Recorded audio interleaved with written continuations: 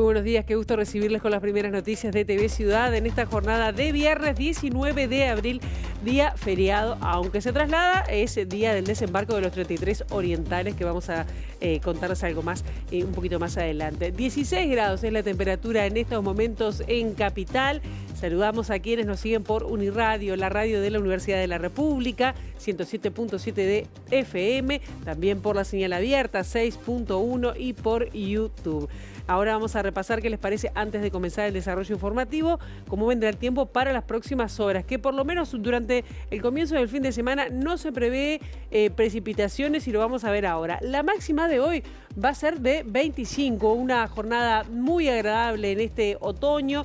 La mínima ya la superamos, esto va a ser para el área metropolitana, el cielo estará algo nuboso con periodos de soleado. ¿Cómo comenzará el sábado el fin de semana? 15 y 25 las temperaturas extremas previstas para Montevideo. El cielo estará algo nuboso también, sin perspectiva de lluvias. El domingo el tiempo comienza a mejorar. Las temperaturas extremas un poquito más bajas, 17 y 23 grados, pero habrá posibilidad de lluvias y también de algunas tormentas, pero bueno, tampoco es que sean demasiadas, aisladas serán según el pronóstico de meteorología. Tenemos muchos temas para compartir con ustedes. Algunos de ellos tienen que ver con lo que les decíamos recién, con este 19 de abril, desembarco de los 33, 199 aniversario de este desembarco. Va a haber un acto allí en La Graciada encabezado por el presidente de la República, Luis Lacalle Pou. Como dijimos, se desarrollará en el departamento de Soriano. Tendrá como principal oradora a la vicepresidenta de la República, Beatriz Argimón. Un día además feriado que hoy no se concreta. El feriado laborable va a ser el próximo lunes 22 de abril con ese corrimiento de los feriados. Pero bueno, hoy en La Graciada se va a recordar esa gesta de los orientales. Vamos con otros temas también, porque China está promoviendo la coordinación del Mercosur para profundizar las relaciones económicas con Uruguay y avanzar hacia un tratado de libre comercio, pese a que reconocen que existen problemas técnicos para avanzar en un TLC con el Mercosur. Así lo declaró a MBD Noticias el embajador chino en Montevideo, Juan Yazón.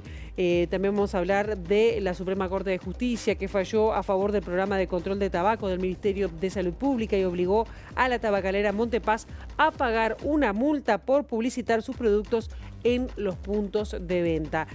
También de temas internacionales sigue destacando lo que está pasando en Medio Oriente. Israel atacó en la madrugada de este viernes a Irán en represalia por el bombardeo que sufrió el fin de semana, que dábamos cuenta aquí por parte de Irán. Y también vamos a estar recibiendo sobre las 8:30 de la mañana a José Lorenzo López, secretario general de la Confederación de Organizaciones de Funcionarios del Estado. Ayer realizaron una paralización en reclamo por los cambios en las certificaciones médicas, pero no va a ser el único tema que hablaremos con López, porque también está sobre la mesa la recolección de firmas por la iniciativa plebiscitaria por la reforma previsional. Así que esto será 8:30 de la mañana. Ahora, ¿qué les parece si abrimos la ventana hacia las calles de Montevideo? Con datos del Centro de Gestión de Movilidad vamos a ver por dónde circular, por dónde no. @IMTránsito, @MBDtransporte para seguir en tiempo real donde habrá cambios en la circulación en las redes sociales. Y les avanzamos igual que Dardo Regules entre La Rambla, Tomás Berreta y Mantua. Hasta las 20 horas estará cortado por el trabajo de una grúa. Pablo de María entre 18 de julio y Colonia. El corte será hasta las 7:30 de la tarde. Acevedo Díaz desde Bransen hasta Anán Monterroso se cortará hasta las 3 de la tarde. Y Bransen entre Pablo de María y Joaquín de Saltenay, es decir, toda esa calle, estará cortada hasta las 4 de la tarde por llenado de hormigón. Despejada la mañana y veíamos en Montevideo, en La Rambla, con estas imágenes. Y vamos a comenzar a desarrollar uno de los temas que les adelantábamos, porque pese a el interés de China en bueno, concretar un acuerdo con el Mercosur, hay problemas técnicos que lo están impidiendo para lograr este acuerdo. Desde el gigante asiático están promoviendo una coordinación con el bloque regional, lo hacen a través de Uruguay. Esto lo confirmó el embajador chino en nuestro país, Wang Jiansong, y coincide además que el próximo semestre Uruguay va a estar al frente del bloque regional ocupando la presidencia pro tempore. Tanto China como Uruguay tenemos firme voluntad de profundizar aún más nuestras cooperaciones de libre comercio. Pero Uruguay como miembro de Mercosur tenemos que resolver algunos problemas técnicos, ¿no? Siendo miembro de Mercosur, algunos otros miembros tienen preocupaciones y nosotros tenemos que negociar, coordinar con ellos para resolver este tema bien, ¿no? Para satisfacer el deseo común de China y Uruguay y también otros vecinos que también son nuestros importantes socios comerciales, tanto del gobierno chino como de Uruguay, están haciendo coordinaciones con otros países vecinos como Brasil, ¿no? Para promover una negociación sobre este tema de libre comercio colectivo entre Mercosur y China. El segundo semestre toca a Uruguay a tomar la presidencia de Mercosur y yo creo que también es una ocasión muy buena, ¿no? Para promover un acercamiento, ¿no? De ambas partes sobre este tema. Noelia López, quien es licenciada en Trabajo Social y además autora del libro Emprendedores Ya, dijo que las plataformas son relaciones, establecen relaciones de subordinación y hay una idea de falso autónomo consolidado. Frente a esta realidad, desde la academia también se está pensando en la preocupación de una regulación clara por parte del Estado.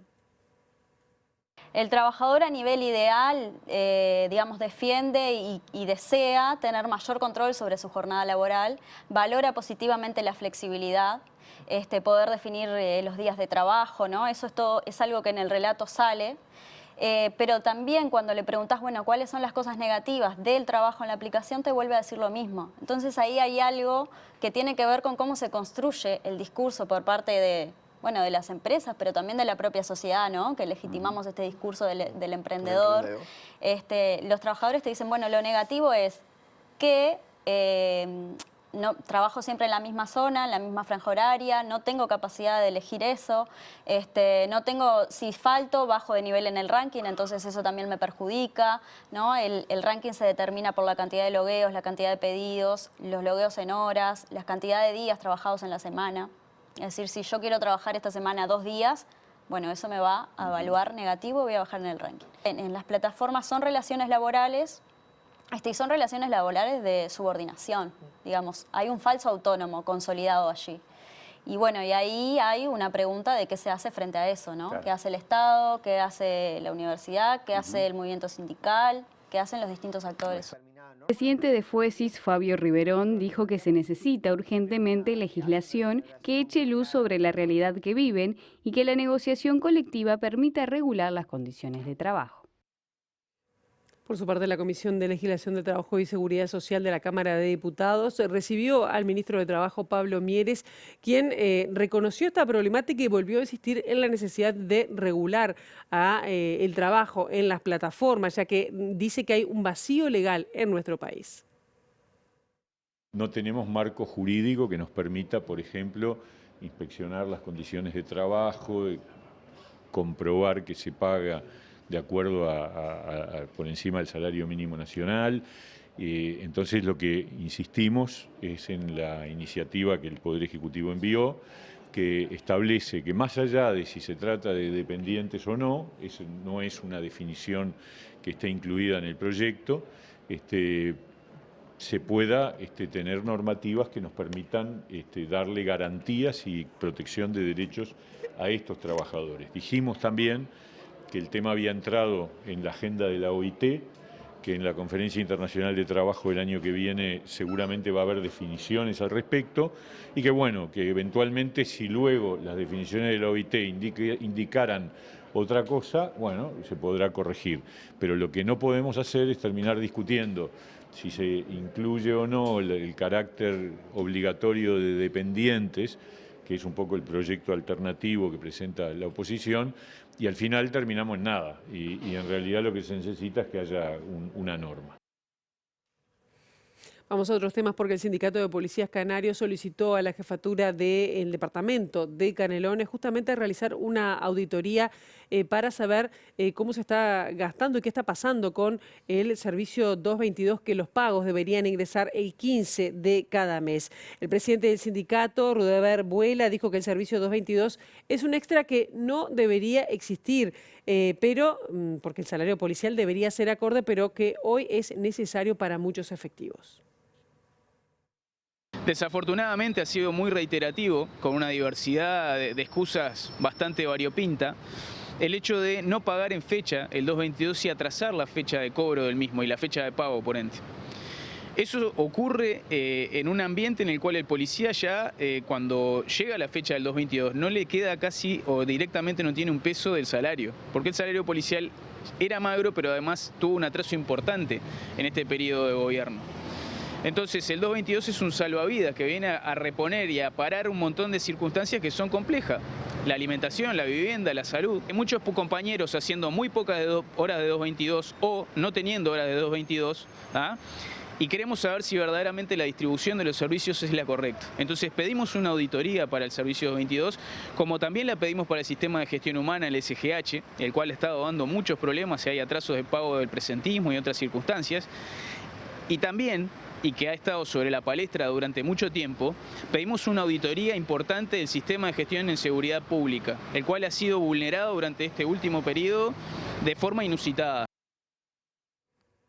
En el año 2023 se registraron 139 casos de trata de personas y desde una nueva organización llamada Agenda de Derechos señalan que solo existe un servicio de atención a víctimas de trata y está enfocado básicamente en mujeres. Diego Cabrita, quien es abogado experto en trata de personas, integrante de esta organización, señaló que hay que estar alerta a las publicaciones de redes sociales ofreciendo trabajos en el extranjero o para migrantes.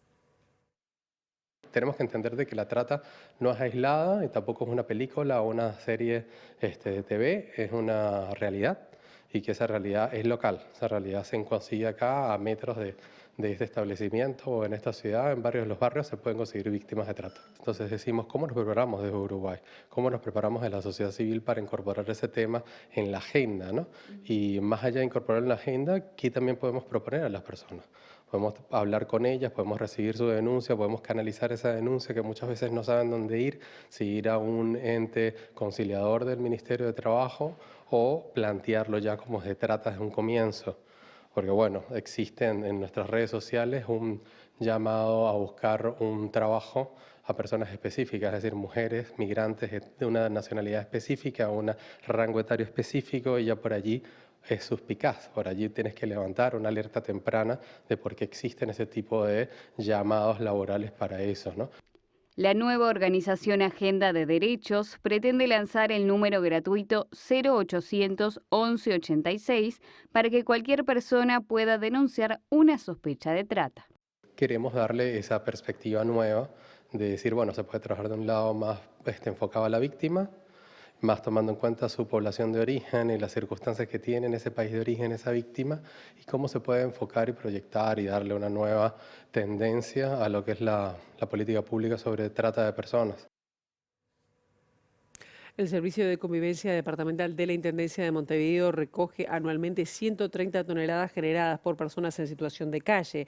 Según el director del servicio, Andrés Fernández, se ha detectado un crecimiento exponencial de estas situaciones. Lo que hacemos es la ocupación de espacio público, hacemos lo que tiene que ver con la parte de limpieza, después el Ministerio del Interior hace lo que tiene que ver el traslado y el MIDES debería hacer la contención de las personas que están en situación de calle.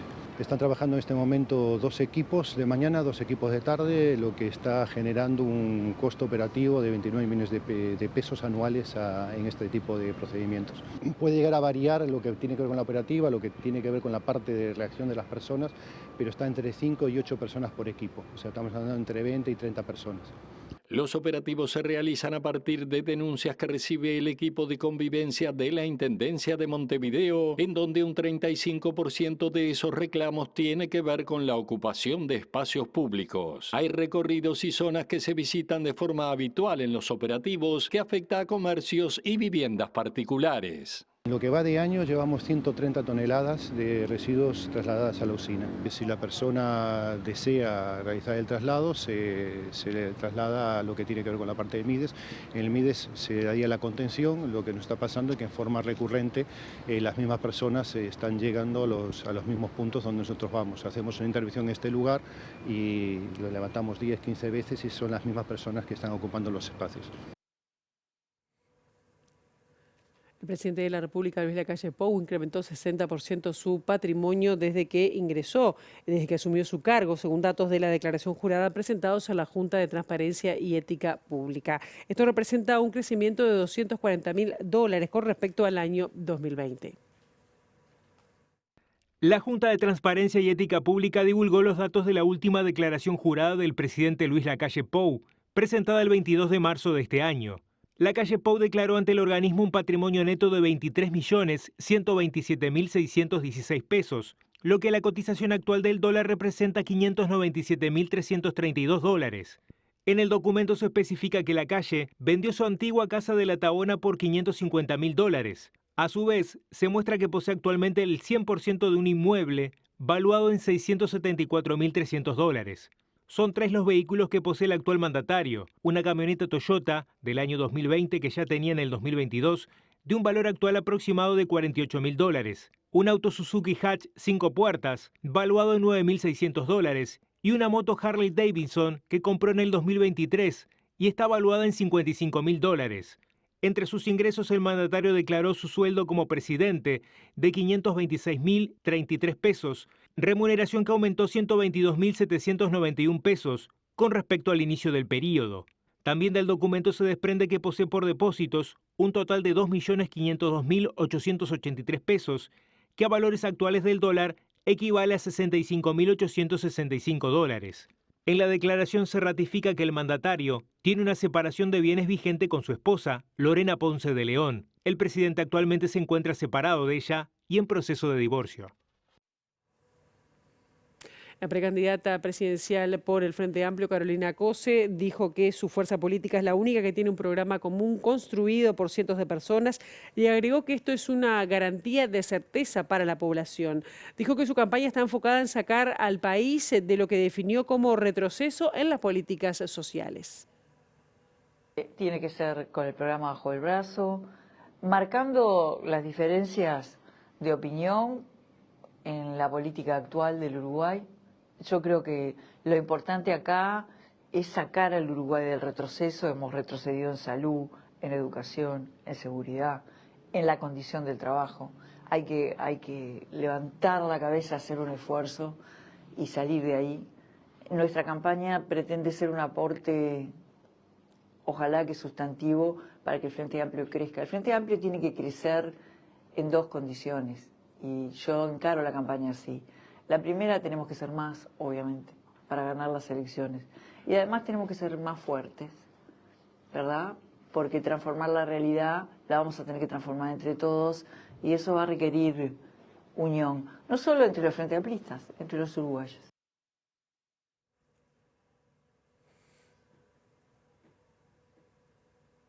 Y el precandidato del Partido Nacional, Álvaro Delgado, se refirió a la baja de Mario Vergara como precandidato presidencial y dijo que queda la oposición desbalanceada. Además, invitó al electorado a comparar gestiones. Tiene que ser con el programa bajo el brazo, marcando las diferencias. Obviamente es un dato relevante en la elección. Yo creo que lo que hace es que el Frente Amplio quede más desbalanceado de lo que estaba.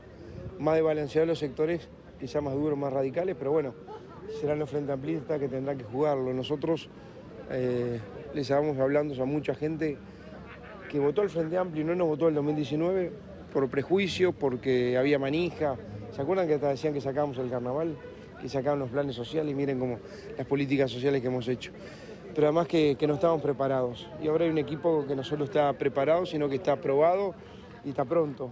Así que a mucha de esa gente le decimos que compare y que bueno, que ahora fuimos piloto de Tormenta 5 años, comparen gestiones y le vamos a pedir que nos presten la confianza. Por su parte, la precandidata nacionalista Laura Raffo se reunió en las últimas horas con Juan Sartori, senador también blanco, y hablaron de las internas. En ese sentido, se mostró abierta una posible alianza con el senador, quien todavía no ha definido si será precandidato o no. A veces se le da demasiada atención a qué candidatos están, cuáles no, y en realidad es una elección que la hace la gente, que se hace el 30 de junio.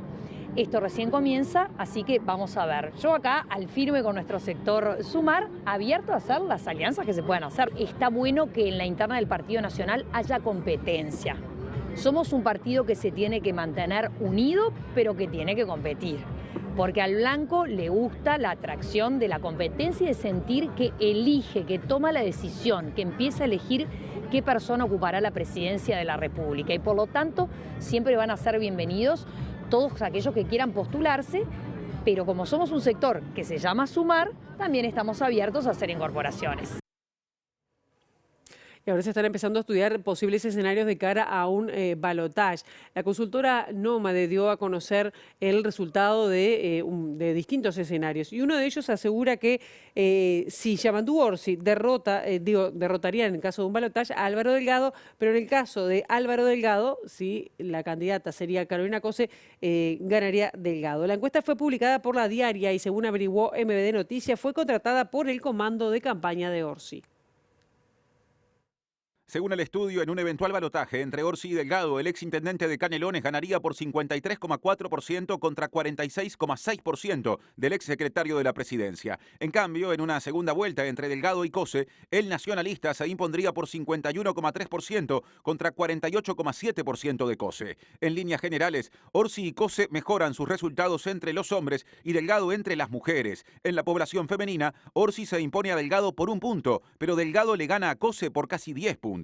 En la población masculina, Orsi le gana a Delgado por cerca de 13 puntos y Cose también lo supera por una diferencia cercana a los 5 puntos. Por edades, Orsi supera a Delgado en las 3 franjas de la encuesta, pero obtiene la diferencia mayor de 18 a 34 años, donde se impone por 60,5% a 39,5%. En cambio, Cose solo le gana a Delgado en la franja más joven, mientras que Delgado se impone en las otras 2, sacando su principal diferencia en la población de entre 35 y 59 años. Por zona de residencia, Orsi supera a Delgado en Montevideo por casi 30 puntos y en Canelones por más de 6, mientras que Delgado le gana en el resto del interior por 11 puntos. En cambio, Cose le gana a Delgado en Montevideo por más de 20 puntos, pero Delgado se impone en Canelones por 12 puntos y en el resto del país por más de 20. La encuesta de la consultora Nómade se hizo online entre el 10 y el 14 de abril e incluyó 1.042 casos compuestos de mujeres y hombres mayores de edad, radicados y radicadas en zonas urbanas y rurales.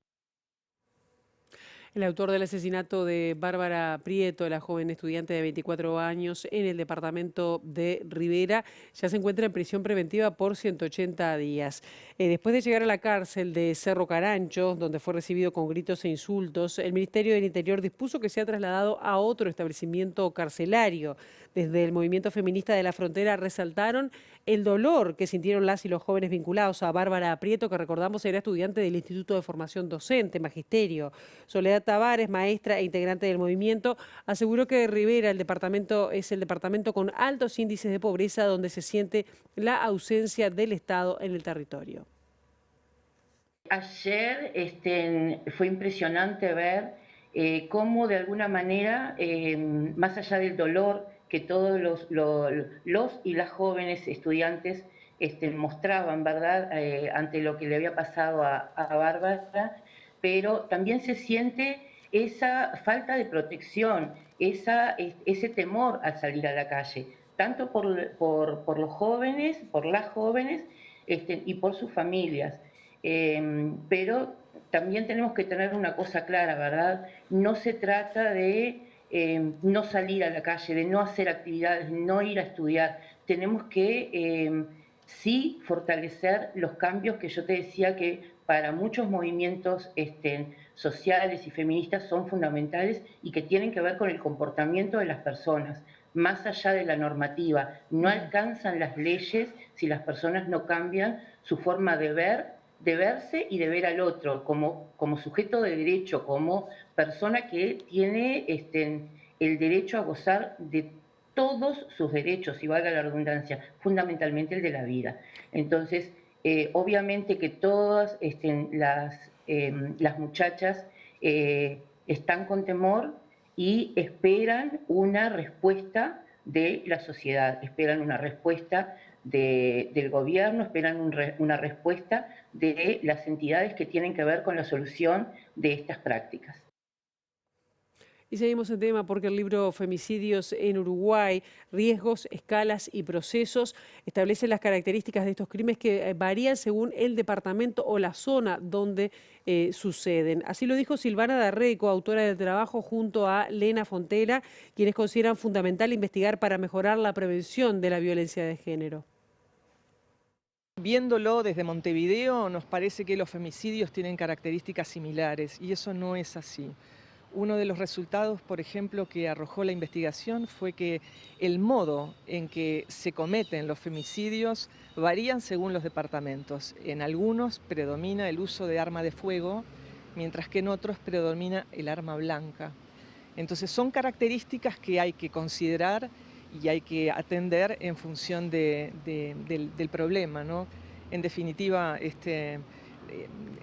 los problemas asociados con la violencia basada en género y los femicidios como el extremo son asuntos que deben ser tratados, deben ser considerados, que merecen más investigación y merecen más formación. El 92% de los femicidios en un periodo de 5 años fueron cometidos por parejas, exparejas o familiares directos en los 4 departamentos estudiados por las investigadoras Garré y Fontenla. Garré considera que la importancia de la investigación en este tema es sumar modos, herramientas y estrategias para prevenir estos hechos y consideró que hay mucho más para hacer en términos de políticas públicas en Uruguay. La justicia condenó a 27 años y 7 meses de prisión a Leonardo Sena, procesado en 2022 por el asesinato de la joven quinceañera Lola Chomnales por un delito de homicidio muy especialmente agravado. La médica genetista integrante de Policía Científica, Natalia Sandberg, destacó la importancia de la creación de un banco genético criminal a la hora de esclarecer un caso como este. Está creado este Banco Genético Criminal a partir de la Ley 18849, que fue promulgada en diciembre del 2011, y a partir de ahí activamente comenzamos a tomar todas muestras de mucosa yugal a todos los que eran procesados y formalizados con y sin prisión del país. Ellos están obligados a dar su muestra de ADN y así se fue acrecentando nuestro banco genético criminal. Específicamente, ¿cómo llegamos a esta persona? Fue buscando parentesco con nuestra base de datos criminal. Tenemos más de 100.000 perfiles, de perfiles genéticos de procesados y formalizados con y sin prisión del país. Estamos más o menos en el laboratorio biológico, quiero destacar para así se entienda un poquito, es el que nos carga, nos alimenta nuestra base de datos con todos los perfiles genéticos de casos sin resolver. Nosotros lo que hacemos es confrontar todos esos más de 100.000 criminales contra esos casos sin resolver, buscando la identificación inequívoca, o sea, buscando que el perfil genético del procesado formalizado coincida con el perfil genético dejado en la escena. El ADN lo único que nos marca, nos indica la persona, inequívocamente. O sea, si tu ADN está ahí, yo lo único que puedo decir es que ese ADN es tuyo. Todo lo demás son conjeturas, investigaciones que van más allá de nosotros como científicos y que se encarga la justicia. Y se le concedió prisión domiciliaria a la mujer de 37 años, madre de 2 hijas, que fue a prisión por venta de marihuana en Punta del Diablo, departamento de Rocha. Su abogada defendió el beneficio concedido y negó que la mujer sea narcotraficante, como informó en su momento el Ministerio del Interior.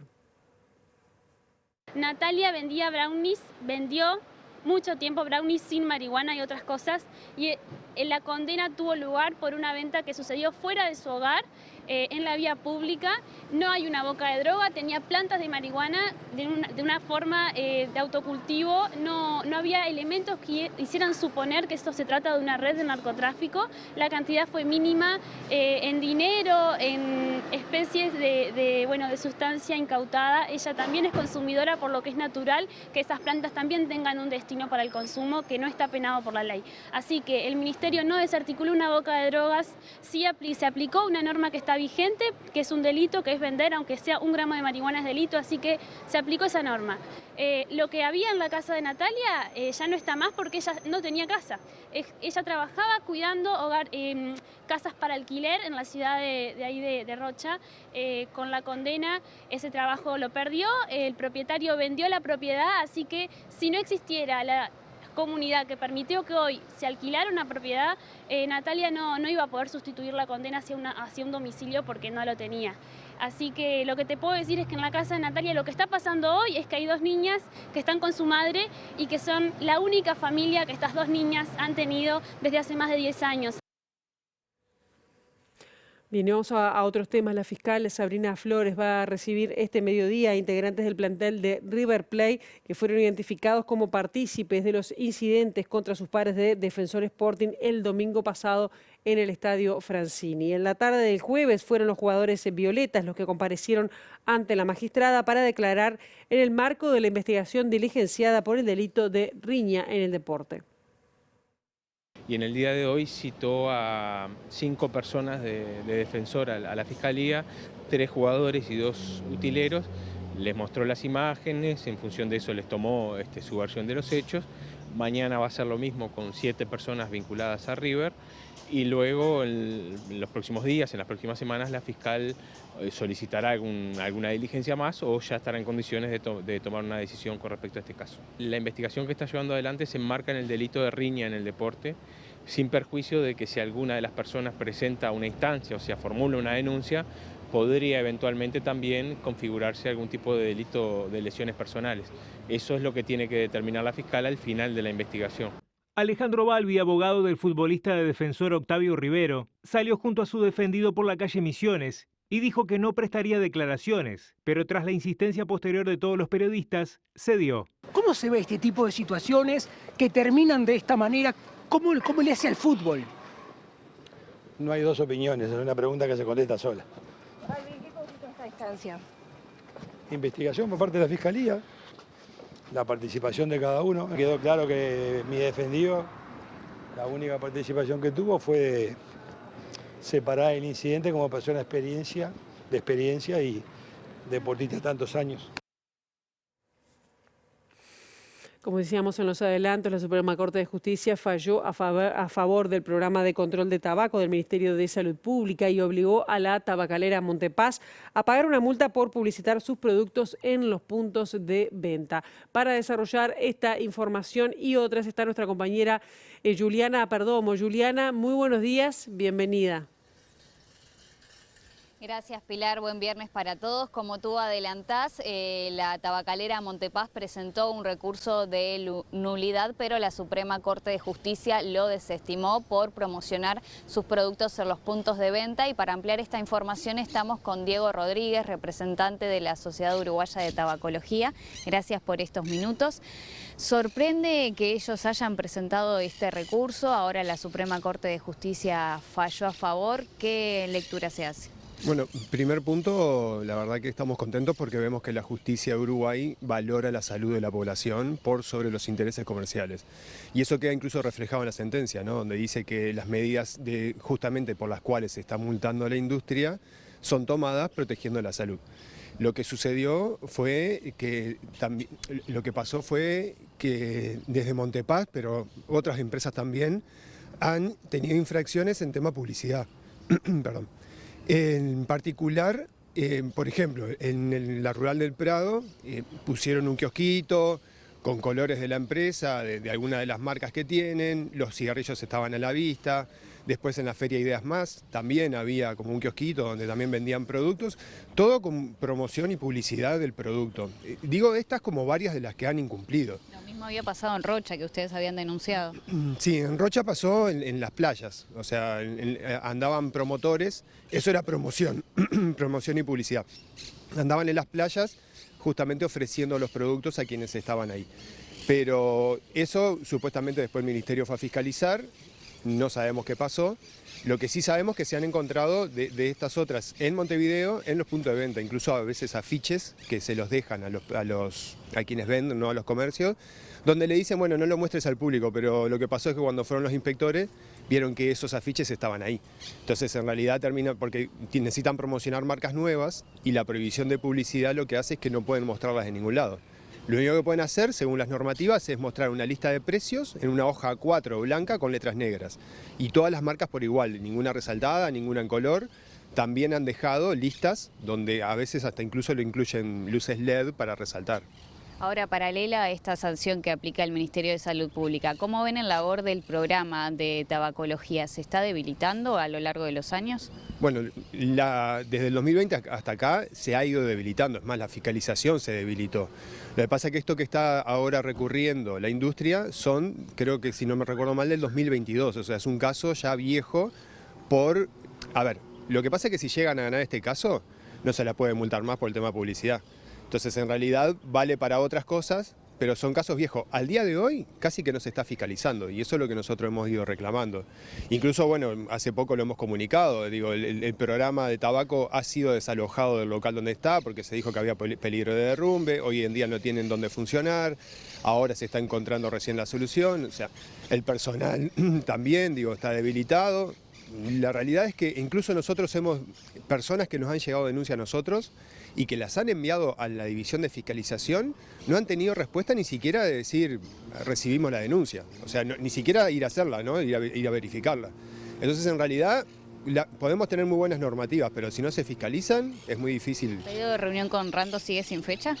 Sí, en realidad nosotros cuando le íbamos a pedir reunión a Rando era por lo de la fiscalización y después Adjian salió en conferencia de prensa a decir que iban a fiscalizar, pero ahora estamos evaluando nuevamente poder ver si podemos reunirnos con Rando, porque bueno, queremos saber cuál es la postura. Además ahora el 31 de mayo viene el Día Mundial Sin Tabaco.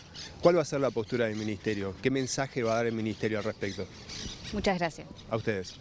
Bueno, Pilar, tenía la palabra de Diego Rodríguez, integrante de la Sociedad Uruguaya de Tabacología, a propósito de este fallo de la Suprema Corte de Justicia y del trabajo del propio programa y el pedido futuro de reunión a la ministra Karina Rando. Muchísimas gracias, Juliana, por esta información. Seguiremos atentos a ver qué es lo que sigue. Y nosotros ahora hacemos una brevísima pausa. A la vuelta de la misma tendremos el segundo bloque. Entrevista y temas internacionales. No se vayan.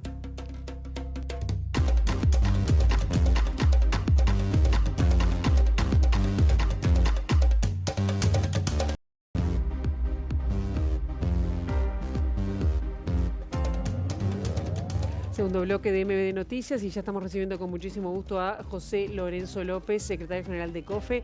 Un gusto que estés acá esta mañana. Un gusto para mí estar acá. Bueno, ¿cómo evalúa ayer el paro que se hizo de funcionarios públicos, de Administración Central, FENAPE, SUTU y demás, ante la implementación del nuevo sistema de certificaciones médicas? Eso en primer lugar.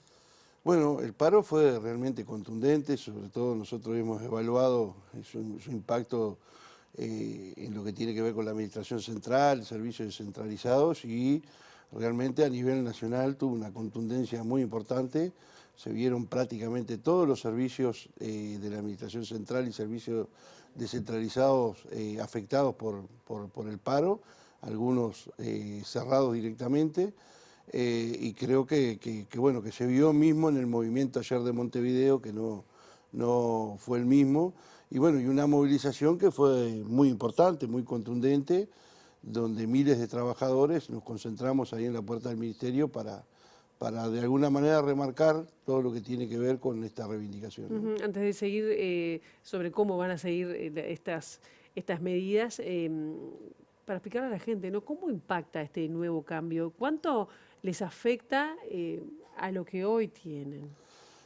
Bueno, me parece importante la pregunta porque nos da pie a intentar de alguna manera desarticular el relato que quiere instalar el Poder Ejecutivo, el gobierno.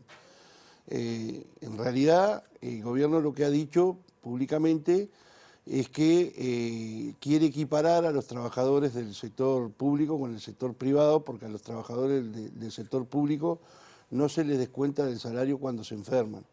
Y eso no es así, eso es una mentira flagrante del Poder Ejecutivo, porque los trabajadores en nuestros ingresos siempre tenemos descuentos cuando nos enfermamos. Por ejemplo, de las partidas de presentismo, de asiduidad, de los compromisos de gestión, que son partidas, digamos, de productividad o del cumplimiento de metas, hay un descuento importante. Para poner un ejemplo de los tantos que hay a nivel del Estado, por ejemplo, en el INAU, los trabajadores, que es donde yo trabajo, por ejemplo, los trabajadores tenemos un presentismo que anda en el entorno de los 5.500 pesos, 6.000 pesos, mensual.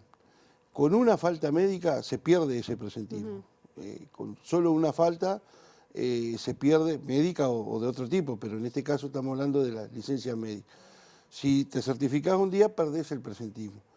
O sea que eso que significa casi un 10% del ingreso mensual de un trabajador se descuenta por una falta médica.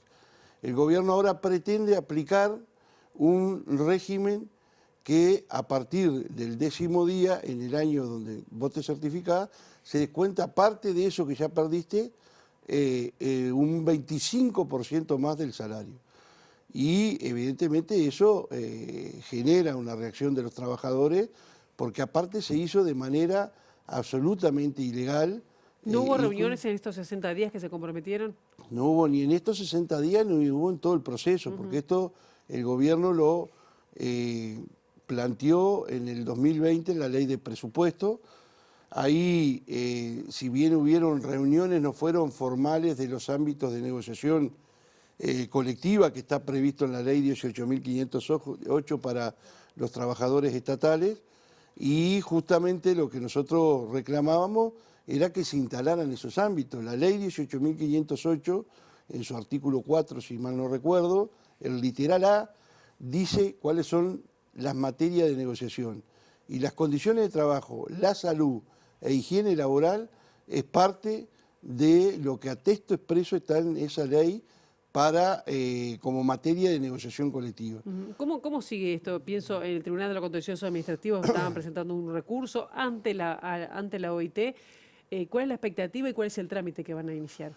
Bueno, nosotros ahí tenemos varias vías para continuar. Ayer decíamos que estamos preparados para un conflicto de largo aliento, porque como ustedes saben también, empezó ahora a aplicarse en un inciso, que es el inciso de presidencia, pero hay un cronograma que va a ir incluyendo a todos los organismos a partir del 1 de junio, después el 1 de agosto y después el 1 de septiembre. Que se van a ir agregando servicios. Se van a ir agregando todos los servicios, primero los ministerios que tienen menos de 1.000 funcionarios, después los servicios descentralizados y posteriormente los ministerios que tienen más de 1.000 funcionarios.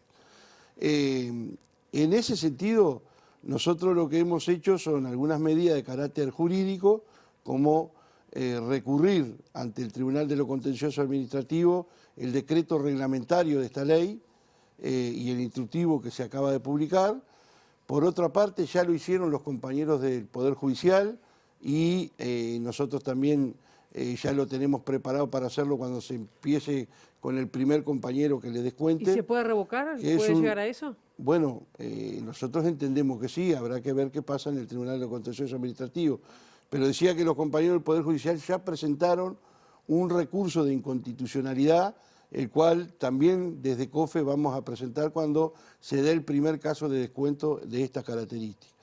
Y lo que anunciamos ayer, que es un tema importante, es que en este año la conferencia de la OIT, que se va a desarrollar en el mes de junio, hay una delegación que va todos los años, va una delegación del gobierno, de los empleadores y de los trabajadores. Bueno, esa delegación va a ser reforzada con compañeros del Poder Judicial, de COFE y de la Educación, y vamos a no solo presentar una reclamación formal ante la OIT por el incumplimiento de los convenios de la OIT que han sido ratificados en nuestro país y han sido violados por el gobierno, sino que en la propia conferencia de la OIT, en el edificio de la OIT, se va a instalar una sala donde van a participar integrantes de la OIT, de los gobiernos, de los empleadores y también de los trabajadores, donde vamos a denunciar al Estado uruguayo y al gobierno del Estado uruguayo por el incumplimiento de estos convenios. Cuando dicen estos convenios, ¿cuáles son? Son los convenios que ha ratificado nuestro país, por ejemplo, el de la negociación colectiva en el sector público, los que tienen que ver con la salud, bueno, esos convenios que ya han sido ratificados, la protección del salario, bueno, todo eso lo vamos a hacer una presentación, una denuncia al gobierno del Estado uruguayo en la propia conferencia de OIT, donde seguramente eso va a tener una repercusión pública muy importante, porque normalmente en materia de relaciones laborales Uruguay siempre ha sido destacado en los organismos internacionales, sobre todo en la Organización Internacional del Trabajo. O sea que en este caso seguramente tenga una repercusión muy importante. Nosotros ya hemos estado en contacto con la oficina regional de Chile y con sus principales dirigentes allí, y también, por supuesto, con los representantes de los trabajadores en el comité, en el Consejo Central de la OIT, y hoy nos reunimos también con el doctor Hugo Barreto, que es parte de la CCA, que es la organización que de alguna manera establece los mecanismos para el ingreso de los temas a la propia conferencia, y bueno, vamos a hacer una movida importante en ese sentido. Bien, de cambio de tema, bueno, seguimos en tema, ¿no?, de temas laborales, pero estamos en un año electoral y me imagino que estarán atentos a algunas de las cuestiones que están sobre la mesa en lo que tiene que ver con cambios y propuestas, ¿no?, de cada sector. ¿Cómo van a trabajar el tema, por ejemplo, de los ingresos que está sobre la mesa, los ingresos a las intendencias, que está esta iniciativa del sector Ciudadanos del Partido Colorado, de que se ingresen únicamente por concurso o por sorteo? ¿Ustedes van por esa línea? ¿Entienden que es una buena noticia y que debería extenderse a todo el Estado? Bueno, a ver, en principio, por supuesto que sí. Nosotros hemos reclamado que el ingreso a la administración pública, y en este caso sabemos que en las intendencias es donde sobre todo hay una situación más compleja desde ese punto de vista, a tal punto que en algunos años atrás había intendencias que tenían contratos de un mes, ni siquiera de un año, y sacaban y ingresaban, y bueno, y ni que hablar que cuando cambiaban los intendentes, digamos, de diferentes partidos, de diferentes sectores, había un cambio importante en la plantilla general de las intendencias municipales. Esto la Federación de Municipales lo ha reclamado fuertemente, y por supuesto que del PCNT nosotros creemos que el mecanismo tiene que ser el concurso y el sorteo en aquellos casos que así lo amerite, porque eso democratiza el ingreso a la función pública. En el Estado esto se había regulado mucho, ¿no? En la Administración Central, los organismos descentralizados, se había regulado mucho a partir de los gobiernos anteriores. Se creó una oficina que era Uruguay Concursa, donde por allí pasaban todos los concursos de ingresos al Estado. En esta administración esa oficina prácticamente se desarticuló, y ahí empiezan a aparecer algunas cosas que nos preocupan, porque por un lado el gobierno no llena las vacantes, y no llenó las vacantes que se generaron durante todo este periodo. Entonces después hay una presión importante porque hay servicios que no se pueden cumplir y se tercerizan esos servicios. Se tercerizan, y las empresas o las asociaciones civiles que asumen esa responsabilidad, y normalmente el ingreso a la función de por esas asociaciones civiles se hace en función del clientelismo político, del amiguismo o del dedazo limpio. ¿Y se sabe cuánto cuántos serían esos contratos nuevos en esos sistemas? Bueno, ¿Tiene estimado? Eso genera dos problemas, ¿no? Uno, en 30 segundos, ¿no? Sí, sí. Uno de los problemas que genera es que después que el funcionario está trabajando con otro compañero al lado, y los trabajadores generan una relación, y nosotros pedimos la regularización de esos casos, porque no es culpa del trabajador que ingresó a trabajar en ese mecanismo, sino de quien le dio esa facilidad. Bueno, nosotros creemos que eso se había corregido mucho, pero que en esta administración nuevamente se abrió una puerta que después es difícil de cerrar. Y hoy son unos cuantos trabajadores los que tenemos en la administración central con ese tipo de contrato tercerizado que, bueno, hasta han intentado regularizarlos en la última regularización que se hizo antes del 29 de febrero. Y por suerte lo pudimos parar, ¿no? Bien, quedan muchos temas para seguir hablando. Seguramente además puede haber novedades en el mes de junio con esto de la OIT. Gracias por el momento. No, un gusto como siempre estar acá.